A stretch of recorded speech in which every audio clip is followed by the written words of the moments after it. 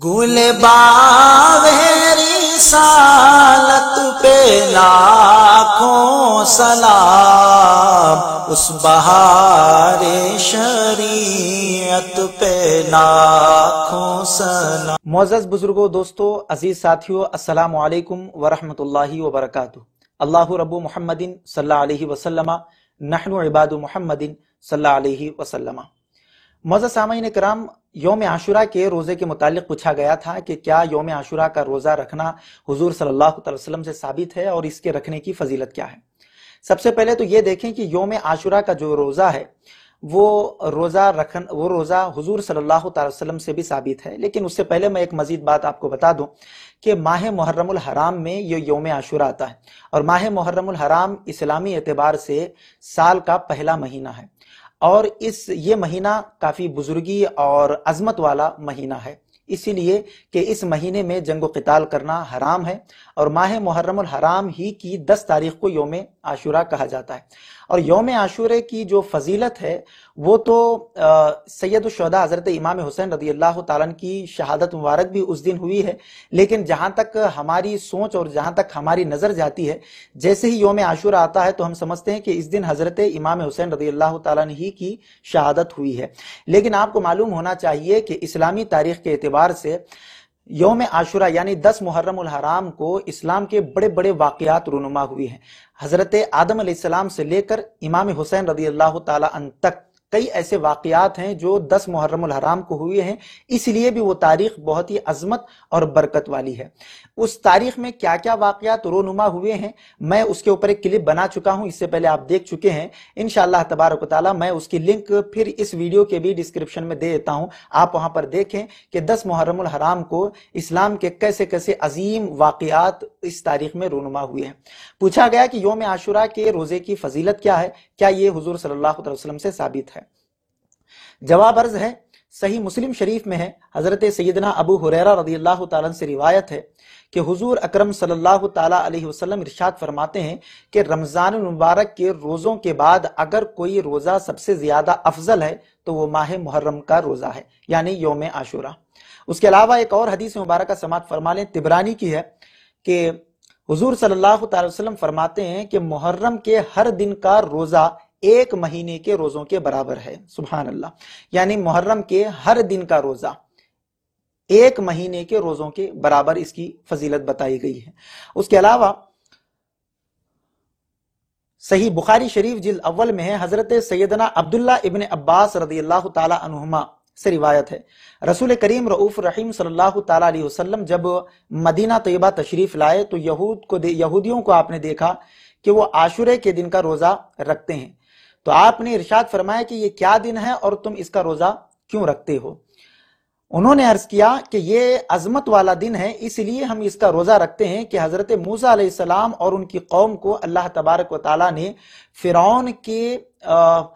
کے ظلم سے نجات دی، اور فرعون کو اور اس کی قوم کو اسی دن ڈبویا تھا، لہٰذا حضرت موسیٰ علیہ السلام نے بطور شکرانہ اس دن روزہ رکھا، تو ہم بھی انہی کے جو ہے نا طریقے پر عمل کرتے ہوئے اس دن کا روزہ رکھتے ہیں۔ حضور صلی اللہ تعالیٰ علیہ وسلم نے جب ان سے یہ جواب سنا تو آپ صلی اللہ علیہ وسلم نے فرمایا کہ موسیٰ علیہ السلام کی موافقت کرنے میں بنسبت تمہارے ہم ان کے زیادہ حقدار ہیں، یعنی موسیٰ علیہ السلام کے ماننے میں تم سے زیادہ ہم ان کے حقدار ہیں۔ حضور صلی اللہ تعالیٰ علیہ وسلم نے خود بھی روزہ رکھا اور امت مسلمہ کو اس کی ترغیب بھی دی اور فرمایا کہ تم بھی یہ دن روزہ رکھا کرو، یعنی یوم عاشورہ کو رکھا کرو۔ حضور صلی اللہ علیہ وسلم نے بھی روزہ رکھا اور تلقین بھی فرمائی، ترغیب بھی دی کہ امت مسلمہ کو یہ روزہ رکھنے کی کہ تم بھی یوم عاشورہ کا روزہ رکھو، اس لیے کہ یہودیوں سے زیادہ حقدار موسیٰ علیہ السلام کے ماننے والوں میں ہم ہیں۔ اس کے علاوہ حضور صلی اللہ علیہ وسلم نے ایک اور حدیث مبارکہ ملاحظہ فرمائے، مسند امام احمد کی حدیث مبارکہ ہے، حضور صلی اللہ علیہ وسلم نے ارشاد فرمایا، یوم عاشورہ کا روزہ رکھو اور اس میں یہودیوں کی مخالفت کیا کرو، یعنی کہ یوم عاشورہ کا تو روزہ رکھو ہی رکھو، یوم عاشورہ سے 1 دن پہلے کا بھی روزہ رکھو یا 1 دن بعد کا بھی روزہ رکھو، کہیں ایسا نہ ہو کہ ان میں اور ہم میں موافقت ہو جائے، یا تو 9ویں کا بھی روزہ رکھو، 9ویں اور 10ویں دونوں ملا کر رکھو، یا اگر 9ویں کا نہ رکھ پاؤ تو 10ویں اور 11ویں کا روزہ رکھو، 9، 10، 11 ان تینوں میں سے 2 دن ہمیں روزہ رکھنا ہے، یا تو 9ویں کا رکھیں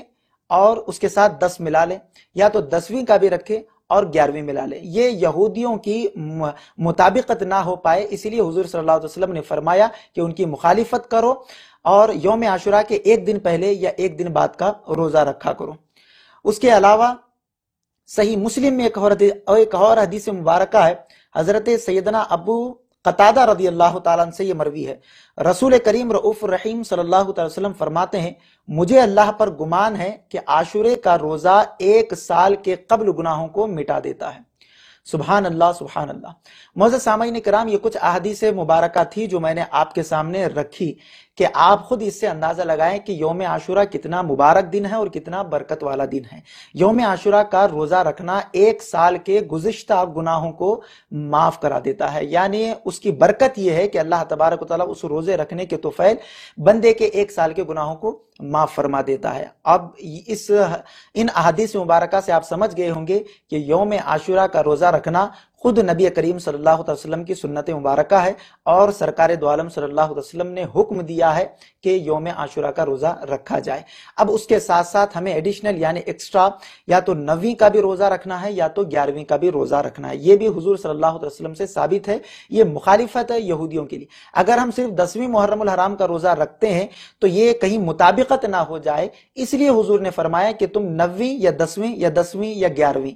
تم اس میں ملا لو۔ امید کہ آپ کو جواب مل گیا ہوگا۔ میں یہی آپ سے گزارش کرتا ہوں کہ یوم عاشوراء کا جب دن آئے تو یہ بڑا مبارک اور بابرکت والا دن ہے، اس میں کثرت سے عبادت کریں، کثرت سے اللہ اور اس کے رسول کا ذکر کریں اور روزہ رکھیں، اور یوم عاشوراء کے دن اللہ تبارک و تعالیٰ کے حضور رو کر گڑ گڑا کر دعا مانگے۔ انشاءاللہ تبارک و تعالیٰ اللہ تبارک و تعالیٰ آپ کے ہر جائز مقاصد میں کامیابی و کامرانی عطا فرمائے گا۔ اللہ تبارک و تعالیٰ سے دعا ہے کہ ہمیں کہنے سننے سے زیادہ عمل صالح کرنے کی توفیق عطا فرمائے۔ السلام علیکم ورحمۃ اللہ وبرکاتہ۔